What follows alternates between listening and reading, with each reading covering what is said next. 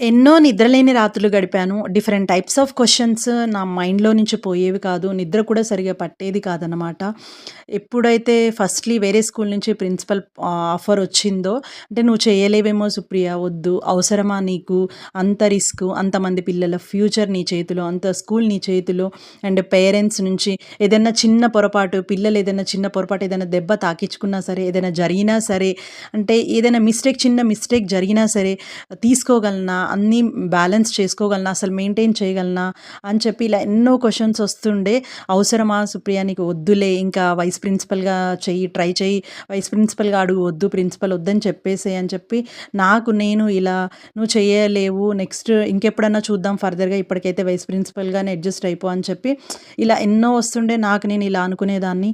But ఇంకొక side చాలా స్ట్రాంగ్‌గా నాకు, "నువ్వు చాలా స్ట్రాంగ్ సుప్రియ" అని చెప్పి, "నువ్వెన్నో ఫేస్ చేశావు. ఇదొక లెక్కన నువ్వు ట్రై చెయ్యి" అని చెప్పి, "కానివ్వు ముందు, ఆఫర్ వచ్చింది గదా!" అని చెప్పేసని నాకు నేను మళ్ళీ ఇలా అనుకునేదాన్ని. అంటే డైలీ ఏదైతే చిన్న గ్యాప్ తీసుకున్నానో, ఆ గ్యాప్ తర్వాత చాలా స్ట్రాంగ్‌గా స్టెప్ ఇన్ అవ్వాలి అని చెప్పి నేను ఎంతో, ఎంతో కష్టపడ్డానమాట. అంటే daily 4-5 hours videos, complete education system related videos చూసేదాన్ని. Complete English related videos చూసేదాన్ననమాట.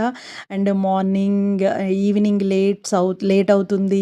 ఇలా అంత అవసరమా? బ్యాలెన్స్ చేసుకోగలవా? అనుకున్నాను. బట్ గాడ్స్ గ్రేస్ 50 డేస్, అంటే ఇంకొక డే అయితే 50 డేస్ చాలా పీస్‌ఫుల్‌గా, హ్యాపీగా గడిచిపోయాయనమాట. అండ్ ఫర్దర్‌గా అకాడమిక్ ఇయర్ కూడా అలానే గడిచిపోవాలని ఆ దేవుడిని కోరుకున్నాను. ఆఫ్టర్ వెరీ లాంగ్ గ్యాప్, అంటే డైలీ అప్పుడప్పుడు ఈవినింగ్స్ హోటల్స్, రెస్టారెంట్స్‌లో తినేదాన్ని. బట్ ఈరోజు ఫ్యామిలీకి ఎలానైనా హ్యాపీగా వండి పెట్టాలని ఫిక్స్ అయిపోయాను.